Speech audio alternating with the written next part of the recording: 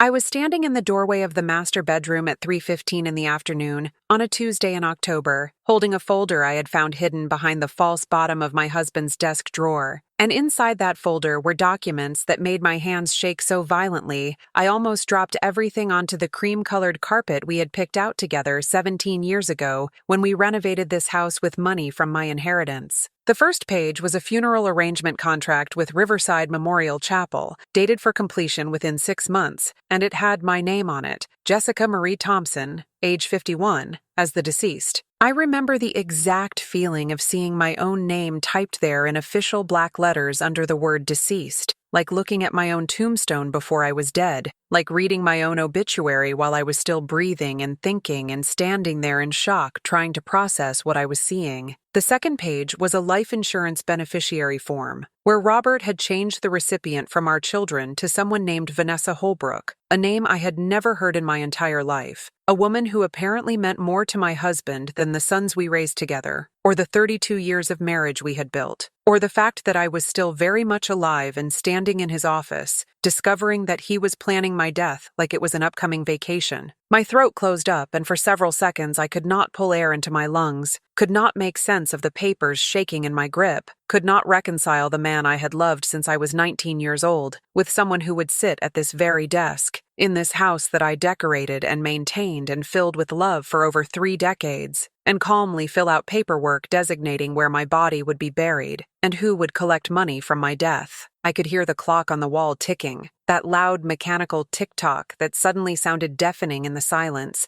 and I could smell the coffee I had made him that morning still lingering in the air, mixed with his cologne, that expensive one I had bought him for his birthday last month, and everything felt surreal and wrong, like I had stepped into some alternate universe where my husband of 3 decades was a stranger planning my murder. The sound of my heart pounding filled my ears like ocean waves crashing, that specific rushing sound that drowns out everything else, and I could taste metal on my tongue, that copper penny taste of pure adrenaline and shock coursing through my bloodstream, and my legs felt like they might give out beneath me, so I sat down hard in his leather chair. The expensive one he insisted on buying last year, saying he needed proper back support for his home office, and I remember the feeling of the cold, leather against my skin through my thin cotton dress, the way the chair smelled like his aftershave and coffee and lies. That is when I saw the emails. His computer was still open, still logged in, because Robert had never considered that I might look, had never imagined that the woman who spent 32 years making his coffee exactly how he liked it with 2 sugars and a splash of cream, and remembering his mother's birthday, and her favorite flowers, and managing every detail of his comfortable life, would dare to invade his privacy, or question his choices, or discover his secrets. The screen was bright in the afternoon sunlight streaming through the window, and I could see dust particles floating in the light, could hear birds singing outside like it was just a normal, beautiful autumn day, and not the day my entire world shattered into pieces I would never be able to put back together the same way. There were hundreds of emails to Vanessa Holbrook, going back almost 4 years, 4 entire years of my life where I thought we were solid, where I believed we were partners, where I trusted him completely while he built an entire second life with someone else. I scrolled through them with fingers that did not feel like my own, feeling disconnected from my body like I was watching this happen to someone else, some other woman whose husband was planning her funeral. The early emails were flirtatious and relatively innocent, the kind of thing you could maybe explain away as friendship, but they quickly evolved into explicit sexual content and then into something far worse, something that made the room spin around me. They were making plans, detailed, specific, careful plans for our future, or rather for their future, a future that did not include me breathing. Once the insurance processes, we'll have enough to start over somewhere warm, somewhere no one knows us, Vanessa had written just 3 weeks ago. I'm tired of waiting, Robert. You promised me this would happen soon. The doctor said her heart condition is serious, right? Nature needs to take its course. And Robert, my husband of 32 years, the father of my children, the man I had stood beside through his father's death and his failed business venture and his mother's dementia, had responded with, "I'm handling it, darling. These things take time and need to look natural. Trust me, by spring, you and I will be free." I need to pause here because what happened in the next few seconds changed everything, changed me at the molecular level, rewrote something fundamental in my DNA. I looked at the email timestamp,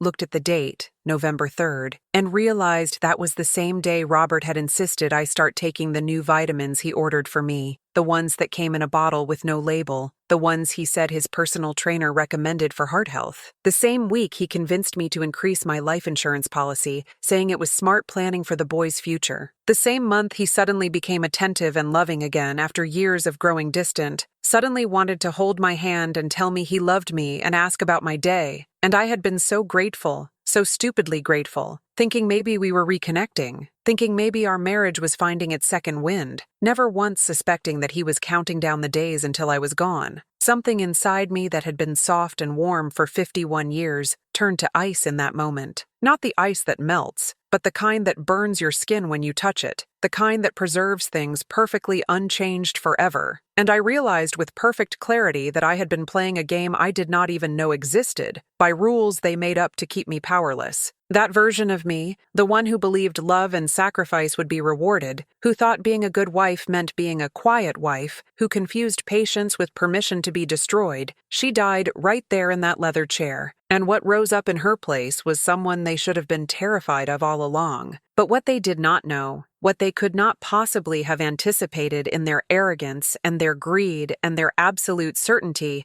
that I was too stupid or too broken or too in love to fight back, is that I had resources they knew nothing about. I had information they never imagined I could access. I had intelligence they consistently underestimated. I had patience they mistook for weakness. And I had 32 years of learning exactly who Robert Thompson really was underneath the mask he wore for the world. What I did next did not just destroy their plans. It destroyed everything they thought they had built on the foundation of my death. And I enjoyed every single second of watching their world crumble the way mine did when I opened that folder. Before I tell you exactly how I made them pay for plotting my murder, for planning to profit from my death, for spending 4 years building a life on the expectation that I would conveniently die and make room for them. If you love stories of women who refuse to lie down and die just because someone else finds them inconvenient, women who turn the tables so completely that there would be killers end up with nothing, subscribe right now and turn on all notifications, because what I did next will restore your faith in justice, in the power of patience, and in the beautiful karma that comes when you underestimate a woman who has spent 3 decades learning every single one of your secrets. I am going to walk you through exactly how I dismantled Robert's life piece by piece, while he thought he was dismantling mine, and you will not want to miss a single detail of how a 51-year-old woman everyone dismissed as too nice, too trusting, too old-fashioned, became the smartest person in the room. Hit that subscribe button and the notification bell right now, because what comes next is just the beginning. Let me take you back to the beginning, to who I was before I found those papers, before I understood what my husband really thought of me, before I knew that the man I had built my entire adult life around was capable of planning my death as casually as planning a vacation. I met Robert Thompson when I was 19 years old, a sophomore at Boston College studying business administration with a minor in accounting, because I had always been good with numbers, always been able to see patterns in data that other people missed. And he was 23, charming and ambitious and so confident in his future that his certainty felt like solid ground beneath my feet, at a time when nothing else in my life felt stable or secure. My parents had died in a car accident when I was 17, killed instantly by a drunk driver on their way home from their anniversary dinner, and the grief was still so raw 2 years later that some days I could barely breathe through it, and I was left to raise my younger sister Emily, who was only 15 at the time, while also trying to finish high school and figure out how to be an adult when I still felt like a child who desperately needed her mother. Robert felt like an answer to prayers I had not even articulated yet. Someone strong who knew what he wanted, someone who made me feel safe and chosen and loved in a way I desperately needed after losing the 2 people who loved me most in the world. We got married 3 months after we met, and everyone said it was too fast, but I felt certain, felt like I had found my person, my partner, my future. I dropped out of college that year because Robert was starting his career in pharmaceutical sales, and we moved to Connecticut for his first big job.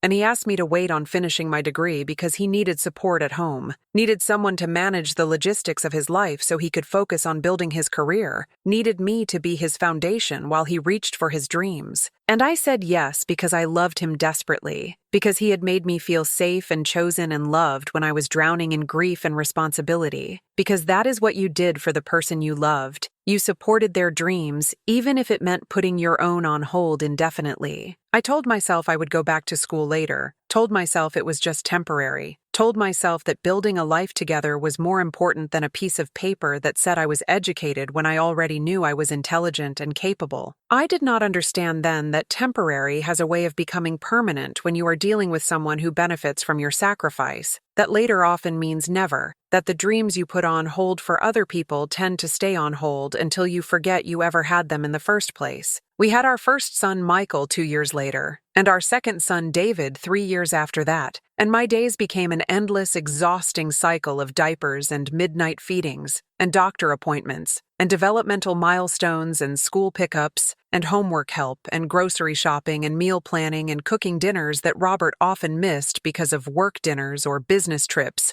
or evening meetings that ran late, meetings that I now realize were probably dates with other women or time, spent building relationships that had nothing to do with work and everything to do with finding ways to escape the family he claimed to want. I was the mother who never missed a soccer game or school play or parent-teacher conference, the one who volunteered for every bake sale and field trip and class party, the one who knew all the other mothers' names and their children's allergies and birthdays and their family situations, because I paid attention, because I cared deeply about creating community, because making other people feel seen and valued came naturally to me even though no one in my own house seemed to think I deserved the same consideration or even basic acknowledgement of my efforts. I remember spending entire weekends making elaborate birthday cakes from scratch for the boys' parties, staying up until 2 in the morning hand-decorating superhero cakes or dinosaur cakes or whatever theme they wanted that year, and Robert would walk in the next day and take credit for the party being so wonderful, accepting compliments from other parents while I cleaned up wrapping paper and cake crumbs and tried not to feel invisible. I remember the year Michael was in the school play and had one line, just one line as a tree in the forest scene, and I went to all 4 performances because I wanted him to look out into the audience and always see my face, always know someone was there who thought he was important, and Robert made it to none of them because he had work commitments he could not move, and Michael never said anything, but I saw the way he scanned the audience looking for his father who never came.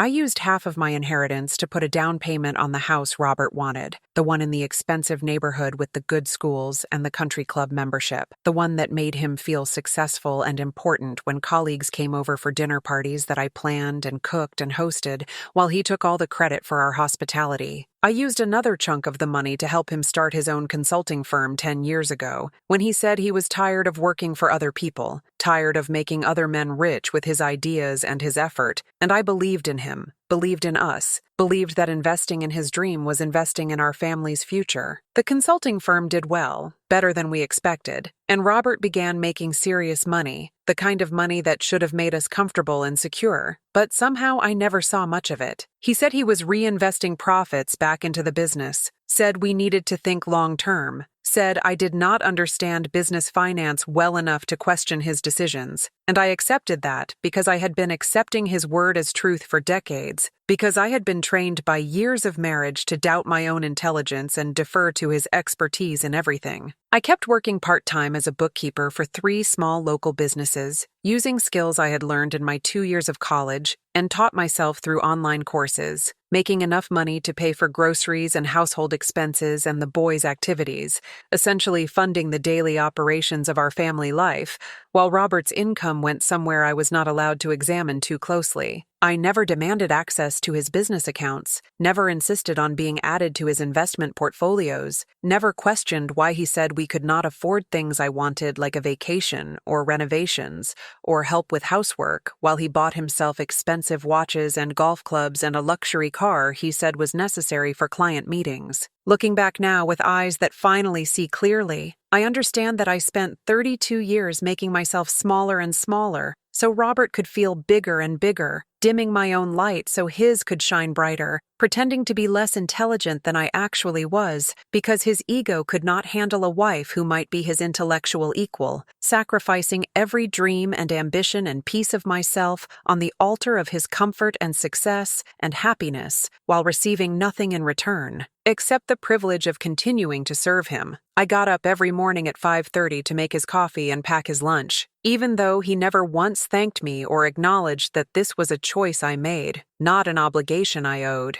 I scheduled all his medical appointments and remembered his mother's birthday, and bought gifts for his colleagues' children, and organized his entire life down to the smallest detail, becoming essentially his personal assistant, except personal assistants get paid and get days off and get some basic respect for their labor. I listened for hours to his complaints about difficult clients and stupid coworkers, and all the ways the world failed to recognize his brilliance, offering sympathy and encouragement and validation. But when I tried to share my own frustrations or needs or feelings, he would glance at his phone or change the subject, or tell me I was being too sensitive, too emotional, too dramatic about things that were not actually problems. The cruel irony that I see so clearly now is that the more I gave, the more invisible I became. The more I sacrificed, the more entitled he felt to my sacrifice. The more I loved him, the less he valued that love because he knew it was unconditional. Knew I would always be there no matter how he treated me. Knew I had invested too much to walk away. I had become a piece of furniture in my own home. Something useful and necessary but not particularly noticed or appreciated. Something he expected to always be there in the same spot, serving the same function. Never changing, never demanding, never requiring maintenance or attention or care. And somewhere in those 32 years, Robert stopped seeing me as a partner, or even a person. I became a convenience, a service provider, a background character in the story of his life. And when I developed a heart condition 2 years ago, when the doctor said I needed to reduce stress and take medication and monitor my symptoms carefully, when my body finally started breaking down from decades of pouring all of myself into other people while taking nothing for myself, Robert saw an opportunity. But here is what Robert never understood about me, what he never bothered to learn in 3 decades of marriage, because he was too busy looking at himself to really see me. I was not weak. I was not stupid. I was not the helpless, dependent, easily manipulated woman he needed me to be for his plan to work. I was patient. I was observant. I was strategic. I was highly intelligent, with a gift for numbers and patterns and seeing connections other people missed, skills I used in my bookkeeping work but never showcased at home because Robert needed to feel like the smart one,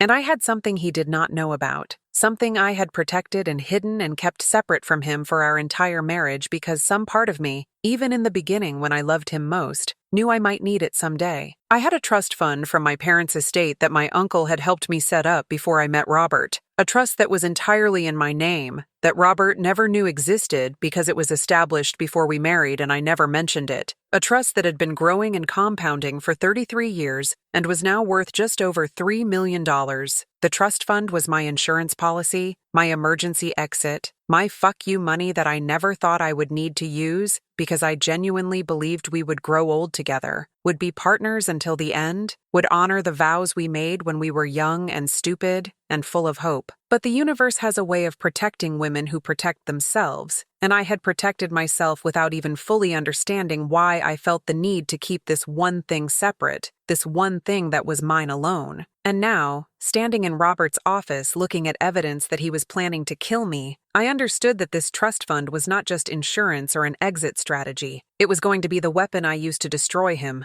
I need to stop and talk to you directly right now, woman to woman, because I need to know you are hearing me, really hearing me. Have you ever given everything you had to someone who treated you like you were nothing? Have you ever looked in the mirror and not recognized the woman staring back because you poured so much of yourself into other people that there was nothing left of who you used to be? Have you ever felt that particular exhaustion that comes not from working hard, but from loving someone who does not love you back? From trying to be enough for someone who has already decided you are disposable? If you are, sitting there right now feeling your chest get tight, because this is hitting too close to home, because you see yourself in my story, because you have your own Robert who takes and takes and takes while giving nothing, I want you to do something powerful for yourself right now. Write in the comments, I choose myself from now on. Just those 6 words. This is not just a comment on a YouTube video. This is your declaration to the universe, to yourself, to everyone who has taken you for granted, that you are done being treated as less than you are worth. And when you write it, you are not just helping yourself. You are helping every other woman scrolling through here at 3 a.m. wondering if she is crazy, wondering if she is overreacting, wondering if she should just stay quiet and accept whatever scraps of respect she gets thrown. Write it now. I choose myself from now on, because that is what this moment is about for both of us. Your comment helps the algorithm show this video to more women who desperately need to know they are not alone and they have the power to change their story. Write it. Thank you for that declaration. Now let me show you what happened when I finally chose myself. I sat in Robert's office for exactly 47 minutes after I found those documents and emails,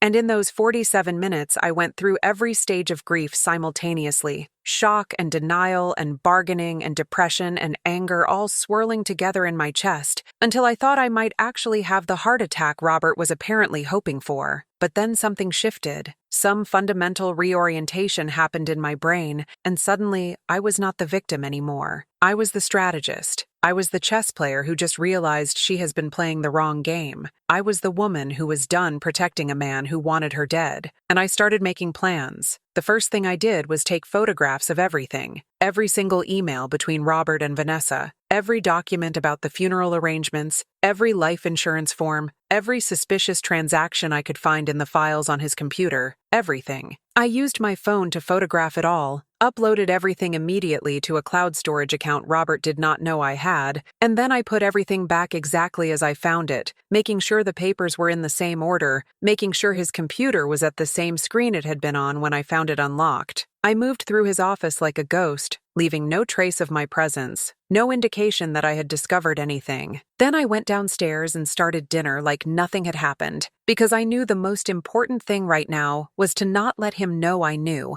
If Robert suspected I had found out about his plan, he might accelerate things, might do something desperate, might hurt me before I had time to protect myself. So I made his favorite meal, pot roast with roasted vegetables and mashed potatoes. And when he came home that evening, I smiled and kissed his cheek and asked about his day like I had done 10,000 times before, and he never suspected a thing. Over the next 3 days, I moved in absolute silence, gathering information with the methodical precision of someone building an airtight legal case, because that is exactly what I was doing, building a case so strong and so documented that Robert would have no escape, no way to talk his way out, no lawyer good enough to save him from the consequences of his choices. I contacted my Uncle James, my father's younger brother who was an estate attorney in Boston, and the only family member besides Emily I trusted completely, the one who had helped me set up the trust fund decades ago when I told him I wanted one thing that was mine alone, one safety net that no one else could touch. Uncle James had always been protective of me, had always worried that I was giving too much in my marriage and getting too little back. And when I told him everything, when I showed him the funeral documents and the emails and the insurance fraud, he was horrified and furious, and immediately connected me with a colleague in Connecticut who specialized in criminal law. Together, we started documenting everything with the thoroughness of prosecutors building a murder case, because that is what this was, attempted murder, and we were going to make sure every single piece of evidence was admissible and devastating. I went to my doctor, Dr. Patricia Hayes, who had been treating my heart condition for 2 years, and I got copies of all my medical records showing that while yes, I had a minor mitral valve prolapse that required monitoring and medication, it was absolutely not life-threatening, not dangerous, not anything that would cause me to drop dead suddenly the way Robert was apparently hoping. Dr.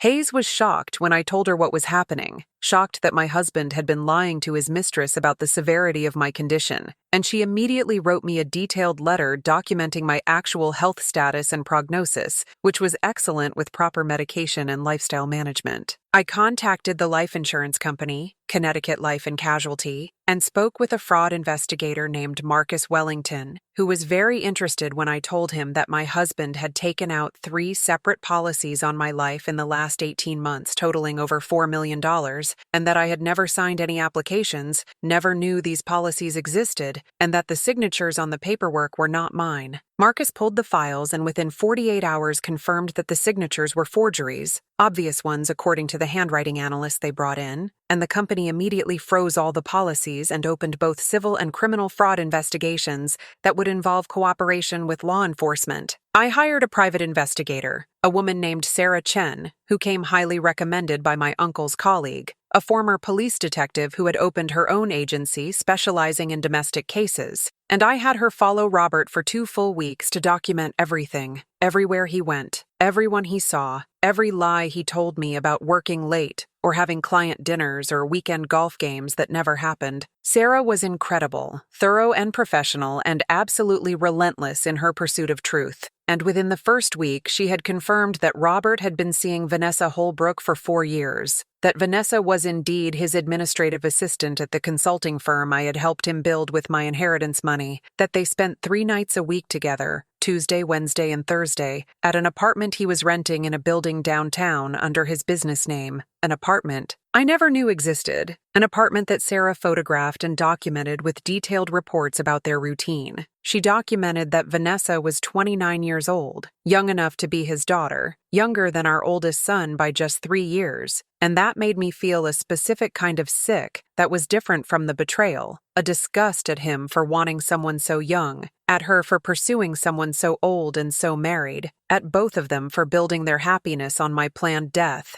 Sarah also discovered something I had not even thought to look for, that Robert had been systematically moving money out of the business accounts for the past 2 years, making regular transfers to offshore accounts in the Cayman Islands that I had no knowledge of and no access to, essentially stealing from the business that I was legally part owner of, since I had provided the initial capital investment of $200,000 from my inheritance, and we lived in a community property state where anything built during the marriage belonged to both of us. Sarah pulled bank records showing that Robert had stolen over $800,000, money that should have been listed as business assets, money that belonged to both of us, money he planned to use to start his new life with Vanessa after I was conveniently dead and buried. I met with a divorce attorney named Patricia Morrison who had a reputation for absolutely destroying unfaithful husbands in court. And Patricia looked at all my evidence and smiled this cold, satisfied smile that told me she knew exactly how to use every piece of information I had gathered. She explained that in Connecticut, attempted murder makes any prenuptial agreement null and void, not that we had one, and that fraud and theft gave us grounds for asset seizure and criminal charges. She said we could probably get Robert arrested, get him disbarred from his professional licensing, get the consulting firm dissolved with all assets going to me as the defrauded partner, get every single penny he had hidden in offshore accounts frozen and returned,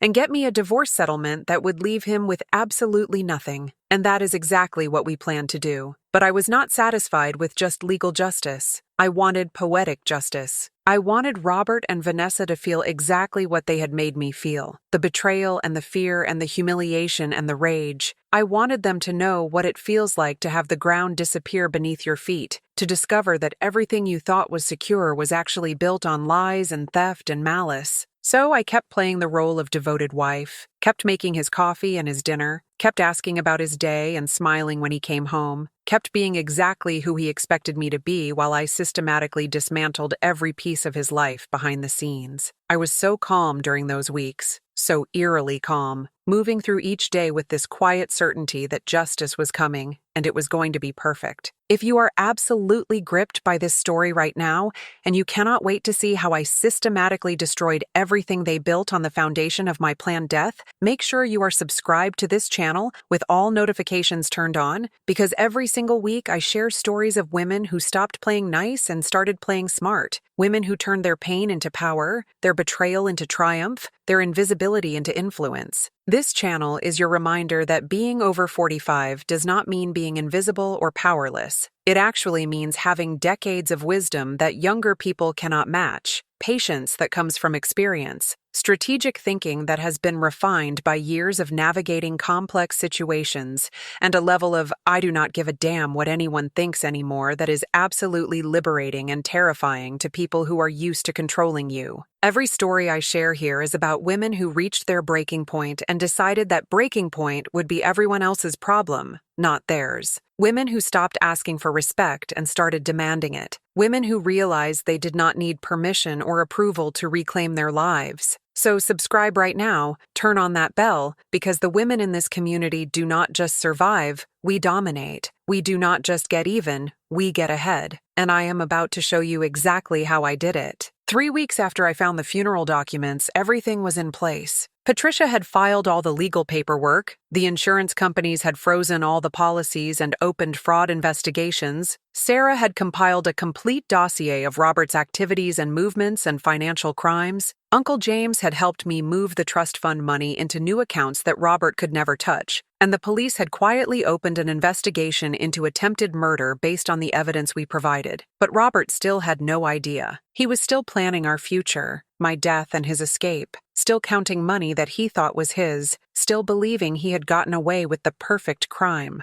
I watched him during those weeks with this strange, detached fascination, like watching an insect that does not know it is already caught in the web, waiting for the spider. The morning I left him was a Saturday in December, 2 days before Christmas, and the irony of the timing was not lost on me. Leaving right before the holiday I had spent 32 years making perfect for everyone else. The holiday where I baked cookies for weeks and wrapped presents with careful attention to each person's interests and decorated the entire house and cooked elaborate meals and created the magic that everyone else enjoyed while taking completely for granted. The house smelled like the gingerbread cookies I had baked the night before. That warm, spicy smell of molasses and cinnamon and cloves that used to mean comfort and family and home, but now just smelled like the set of a play I was finally done performing in. And there was a fire in the fireplace that I had started at 5 that morning. And the Christmas tree we had decorated together 2 weeks ago stood in the corner of the living room with wrapped presents underneath, presents I had bought, and wrapped for the boys and for Robert, and even for his mother who never liked me, presents that would sit there unopened, because the family Christmas that was supposed to happen in 2 days would never happen now. Everything looked perfect and normal and happy, like we were still the family we pretended to be, like we were still the couple in the holiday card photo I had sent out just last week with all of us smiling in matching red sweaters, all of us liars. Robert was still sleeping when I got up at 6, still dead to the world in our bed that I would never sleep in again, and I took a moment to look at him lying there, this man I had loved for 32 years, this man who wanted me dead, and I felt absolutely nothing except cold satisfaction that he had no idea his life was about to implode. I packed 2 suitcases with clothes and documents and my mother's jewelry and photographs of the boys and everything I could not replace, loaded them into my car that I had parked at the curb the night before, claiming I needed the garage space to wrap large presents, and I walked through the house one last time, touching walls I had painted,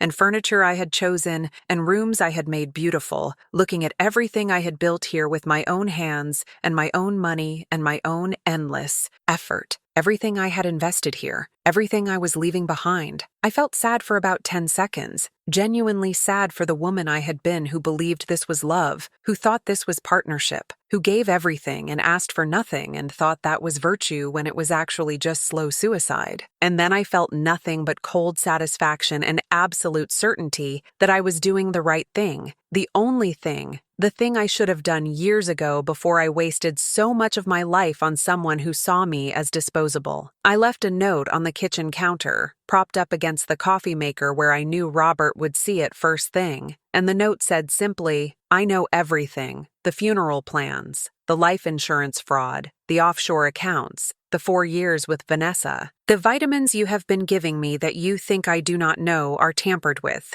Everything. I have documented all of it. I have reported all of it. I have protected myself from all of it. You will not find me. You will not get my money. You will not get your freedom. You will get exactly what you deserve, which is consequences. Do not try to contact me. My lawyers will be in touch. Jessica. Then I got in my car, and I drove away from that house, that marriage, that life, and I did not look back even once. The next 72 hours were chaos for Robert. Absolute beautiful chaos. And I watched it unfold from a safe distance at a hotel in Maine, where I had checked in under my maiden name with the detailed updates that Sarah sent me every few hours, documenting every moment of his world falling apart. Sarah kept me updated on everything that happened, sending photographs and recordings and detailed reports that I read with the same satisfaction other people get from watching their favorite movie. Robert found the note around 8:30 that morning when he finally woke up and came downstairs expecting to find me making his breakfast like I had done for 3 decades, and instead, he found an empty house and a note that destroyed his entire carefully constructed world in 3 short paragraphs. He called my phone repeatedly, 67 times in the first hour according to the call log I checked later, left increasingly panicked voicemail messages that went from confused to angry to desperate to terrified, messages where I could hear his voice shaking and breaking, where he tried everything from claiming it was a misunderstanding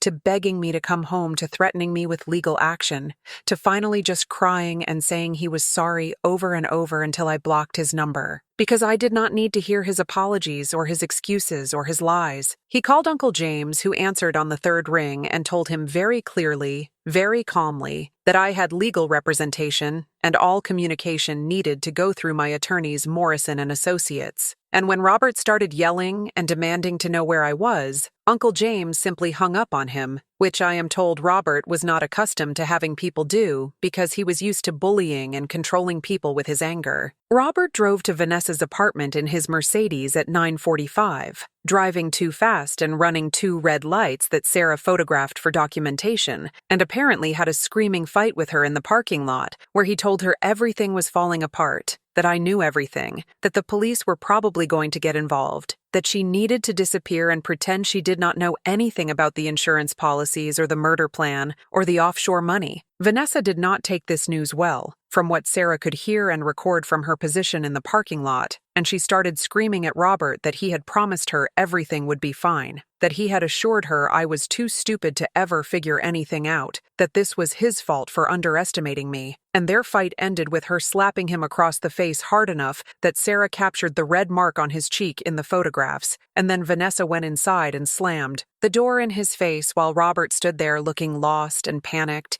and absolutely terrified in a way I had never seen him look in 32 years of marriage. By Monday morning, the police showed up at Robert's office with a warrant for his arrest on charges of insurance fraud and conspiracy to commit murder, and they walked him out in handcuffs in front of all his employees and clients, which I am told was absolutely humiliating and exactly what he deserved. The divorce proceedings were brutal and public and deeply satisfying in ways I never imagined legal proceedings could be satisfying. Patricia Morrison did exactly what she promised, presenting evidence of Robert's fraud and theft and conspiracy to commit murder to the judge in excruciating forensic detail over 3 days of testimony that left the courtroom completely silent except for the sound of Robert's lawyer, frantically taking notes, and occasionally objecting to things that were all admitted into evidence anyway, because they were documented fact. Patricia showed the funeral arrangements, the forged insurance documents, the offshore bank transfers, the emails between Robert and Vanessa explicitly discussing how long I would take to die and what they would do with the money, the unlabeled vitamins that testing revealed contained a combination of medications that could cause cardiac events in someone with my specific heart condition, medications that Robert had been giving me for 3 months, telling me they were supplements recommended by his personal trainer. The judge was appalled, genuinely, visibly appalled. This older woman in her 60s who kept looking at Robert with disgust. And at one point, she actually stopped the proceedings to ask Robert directly if he understood that he was on trial for attempting to murder his wife of 32 years for insurance money. And Robert just sat there unable to answer, because what could he possibly say? The courtroom was packed with people, reporters and legal observers, and some of Robert's former colleagues who came to watch him be destroyed, and I sat in the gallery behind Patricia wearing a navy blue suit, and my mother's pearl necklace feeling calm and powerful, and finally seen. The judge ruled that Robert would get zero assets from the marriage, zero money from the business, zero claim to anything I owned or had inherited or had built, not one single dollar, not one piece of furniture, not one photograph. The consulting firm was dissolved by court order, and all assets were awarded to me as compensation for my initial investment,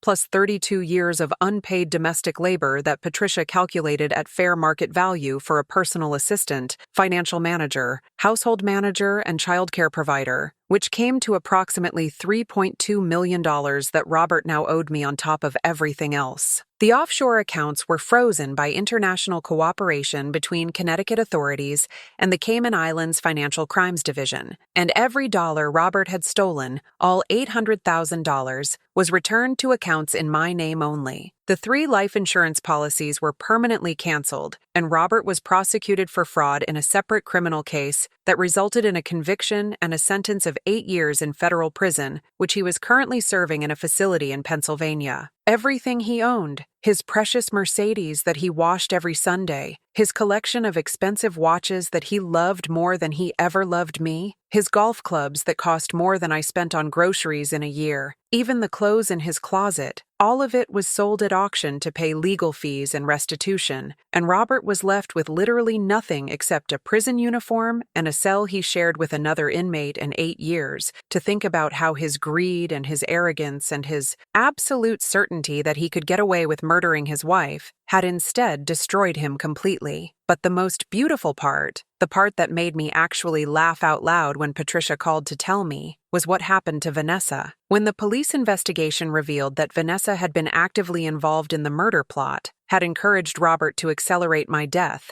had helped him research medications that could mimic heart attack symptoms, she was arrested too. She was charged as an accessory to attempted murder and insurance fraud, and because she was much younger and had no assets and could not afford good legal representation, she took a plea deal that included a prison sentence. The woman who thought she was going to be living in luxury with my husband and my money ended up serving 3 years in a federal prison, and Robert ended up alone and broke and facing criminal charges that would likely send him to prison for 10 years minimum. The last I heard, Robert was living in a studio apartment working a minimum wage job to pay restitution and legal fees, and every penny he makes for the rest of his life will go toward paying back the money he stole and the damages he caused, and he will never, ever recover the life he had, or the reputation he built, or the comfort he took for granted. If watching karma work through me gave you even a fraction of the satisfaction it gave me to actually live it, to watch their faces as they realized what I had done, to see them finally understand that actions have consequences, and you cannot treat people like they are disposable without it eventually destroying you, hit that like button right now. Every single like tells the algorithm to show this story to more women who desperately need to know that betrayal does not have to be the end of your story, it can actually be the beginning of your power. Women who need to see that you do not have to just forgive and forget and turn the other cheek when people try to destroy you. Like this video right now, because stories of women taking back their lives, standing up for themselves, and refusing to be victims need to be seen by everyone, especially young women who think they have to accept disrespect to keep the peace. Like it now. So where am I now? 3 years after I walked out of that house and that marriage and that life where I was slowly dying, even before Robert decided to speed up the process with his murder plot, I am living in a beautiful townhouse in Portland, Maine that I bought with cash from the settlement, a place I chose specifically because it overlooks Casco Bay,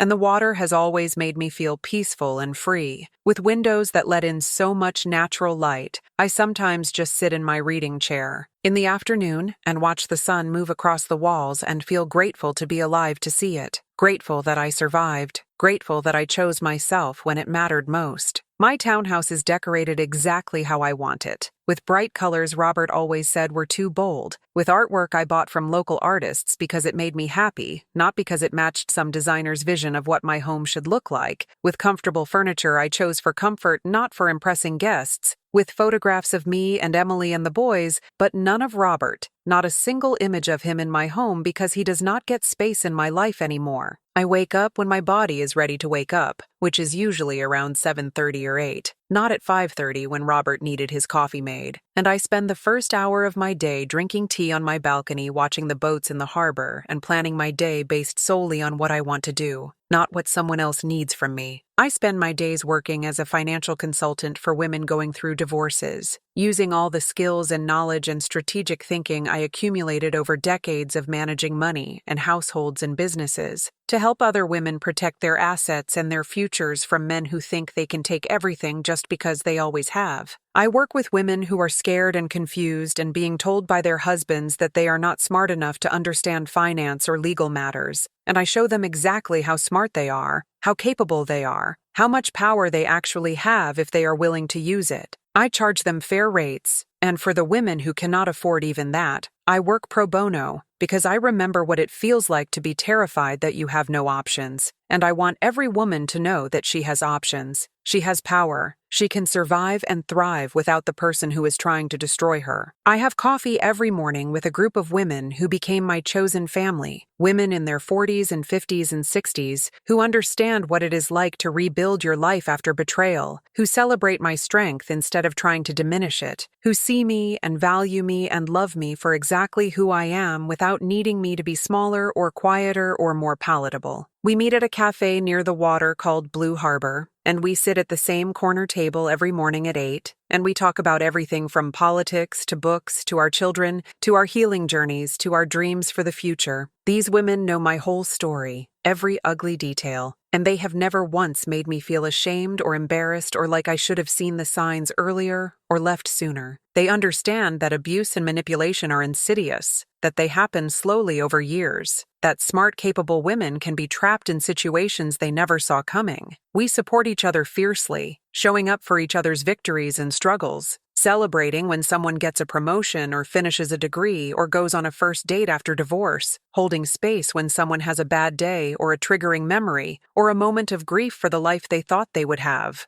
I reconnected with my sister Emily, who I had lost touch with during the marriage because Robert did not like her, claimed she was dramatic and negative and a bad influence, when really she was just the one person who saw through him from the beginning, who tried to warn me years ago that he was controlling and dismissive and that I was losing myself trying to please him, warnings I did not want to hear back then because I was so invested in making the marriage work. Now Emily and I talk every single day, sometimes for 5 minutes and sometimes for 2 hours, and she tells me I seem younger and lighter and more myself than I have been in decades, that she finally has her sister back, the sister who used to laugh easily and have opinions and take up space in the world before I learned to make myself invisible. We take trips together now, weekends in Boston or New York or Montreal, doing all the things we used to dream about when we were girls, and I am teaching her financial planning and she is teaching me to be spontaneous and trust my instincts again. I started painting again, something I loved in college but gave up because Robert said it was a waste of time and money, that I was not talented enough to justify the cost of supplies, that I should focus on practical things instead of frivolous hobbies. Turns out I am actually quite good at it. Good enough that I sold 3 pieces at a local gallery last month, abstracts in blues and greens that the gallery owner said captured something about resilience and rebirth. And when people ask me what inspired them, I tell them honestly that they are about survival, about coming back to life after years of dying slowly. I paint in the mornings now when the light is best, and I lose myself completely in the colors and textures and the physical act of creating something beautiful from nothing, something that exists because I made it exist, not because someone else wanted it or needed it or approved of it. I travel when I want to travel, eat what I want to eat, wear what I want to wear, make decisions based solely on what I want and need, without considering anyone else's preferences or moods or demands. I have conversations that energize me instead of drain me. I am surrounded by people who actually see me, who value my presence, not my service. I sleep well at night knowing I am safe, knowing no one is plotting my death, knowing I am exactly where I am supposed to be. My sons Michael and David were shocked and devastated when they found out what their father had done, what he had been planning,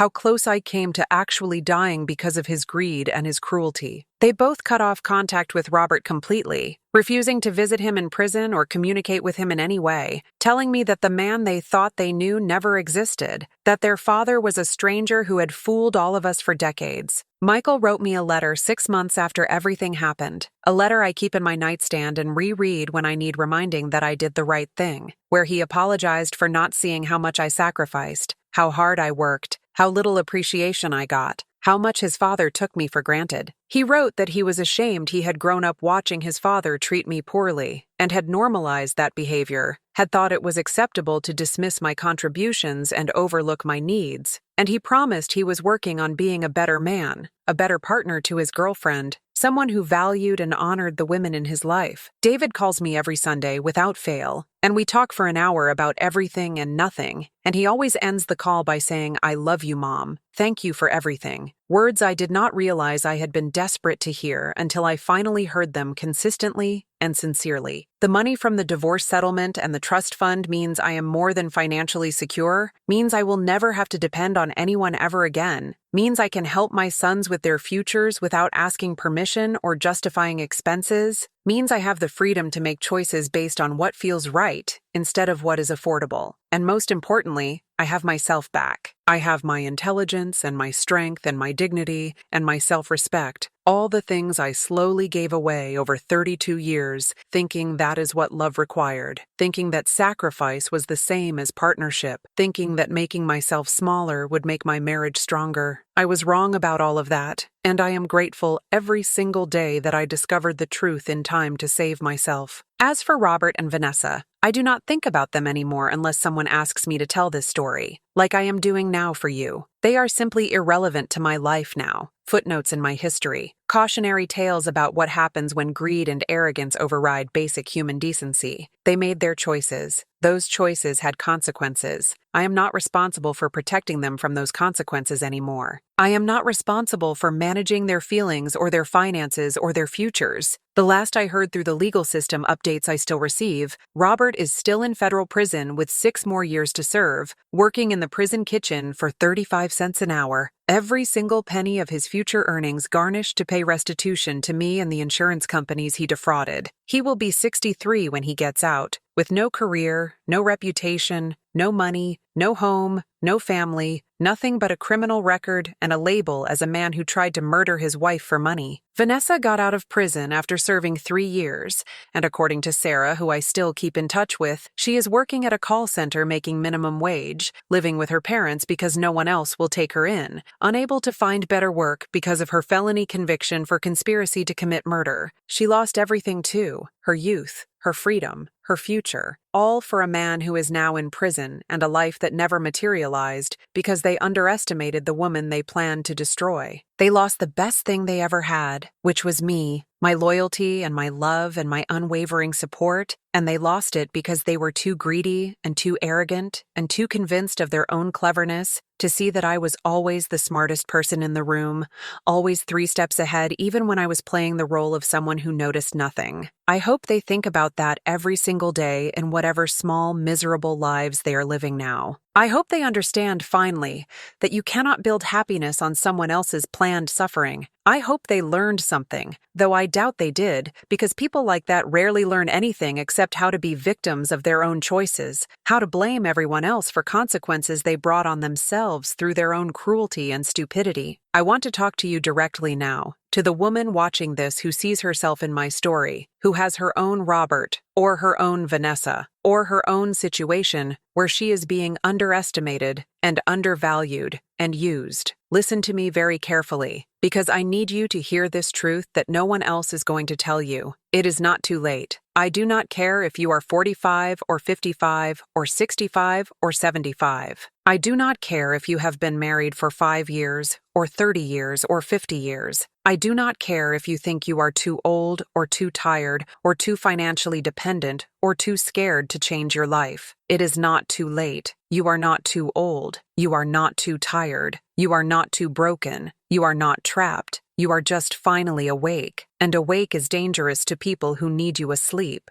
Awake is powerful. Awake is the beginning of everything. You have spent years, maybe decades, putting everyone else's needs before yours. Do you know what you could have accomplished? Who you could have become if you had put even 10% of that energy into yourself? It is not too late to find out. Stop accepting megalas, crumbs of affection and respect from people who should be giving you banquets. Stop telling yourself that you are being patient when you are actually being used. Stop confusing endurance with love. Stop protecting people who are hurting you from the consequences of their actions. Stop making yourself small so other people can feel big. Stop being grateful for the bare minimum. Stop waiting for permission to choose yourself. That permission will never come from the people who benefit from your sacrifice. That permission has to come from you. Your age is not a weakness. Your age is your weapon. You have decades of experience reading people, sensing when something is wrong, seeing patterns others miss. You have patience that comes from living through hard things. You have wisdom that cannot be taught in books. You have resources you have been building for years, even if you do not realize it yet. Relationships and skills and knowledge and strength. And you have the most powerful thing of all, which is that you do not give a damn anymore what toxic people think about you. That freedom, that absolute liberation from needing approval from people who do not deserve to give it, that is a superpower that only comes with age and experience. Use it. I am not special. I am not extraordinary. I am not some exception. I am just a woman who decided enough was enough. And if I can rise from the ashes of my husband planning my funeral, if I can rebuild a life better than anything I had before, if I can go from being a woman who was literally marked for death to a woman who is thriving and free and powerful, so can you. The only difference between me and you right now is that I already started, but you can start today, right now, this moment. The life you deserve is waiting for you on the other side of your fear of disappointing people who have never worried about disappointing you. Walk through that fear. Choose yourself. Take back your power. You are worth it. You always were. If this story moved you, shook you, inspired you, or gave you ideas about your own situation and what you might be capable of doing, I need you to do 3 things right now before you click away. First, like this video. Hit that thumbs up right now so the algorithm shows this to more women who need to see it. Women who are suffering in silence right now, thinking they have no options, no power, no way out. Your like literally changes lives by making this story discoverable. Second, subscribe to this channel and turn on all notifications. And I mean all notifications, not just some, because next week I am sharing the story of a 58-year-old woman who discovered her daughter-in-law had been slowly poisoning her to speed up the inheritance. And what she did when she found out will leave you absolutely speechless. It involves a fake illness, a hidden camera, and a Thanksgiving dinner where the entire family learned the truth at once. You will not want to miss it. And third, most important, comment below and tell me, what was the exact moment you realized you deserved better? What was the thing someone did or said that finally made you see clearly that you were being taken advantage of, disrespected, taken for granted? Because your story matters, your voice matters, and this community is here to remind you that you are never too old, never too late, never too far gone to completely rewrite your ending. Share your moment in the comments right now. I read every single one, and so do thousands of other women who come here looking for solidarity and strength. Do all 3 things now, and I will see you next week with another story of a woman who refused to stay down. Thank you for trusting me with your time and your emotions today. Now go take back your power.